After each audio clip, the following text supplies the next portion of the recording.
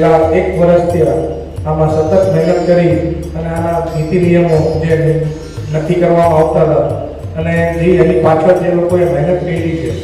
ને એના માટે હું પહેલાં તો સૌથી બધાને અભિનંદન આપવા માંગીશ અને આ નિઃશુલ્ક કારોડિયામાં સમાજની એક ટેકો રહી અને કંપે બનાવીને કામ કરવાની તમે હિંમત બતાવી છે એના માટે આપનો ખૂબ ખૂબ આભાર.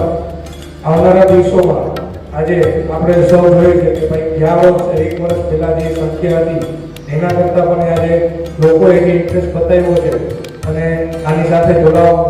કે આવનારા દિવસોમાં આપણે જે ફેમિલી પ્લાનિંગ કરવાની વાત હોય તો આજે આપણે સૌને વિચારવું છે. આજે આપણે પહેલાં જૂના જમાના પહેલાં આપણે જોવા જઈએ વડીલો આપણે ઘણા છે બેઠા હતા તો એમને લગ્ન 18 વર્ષે થઈ ગયા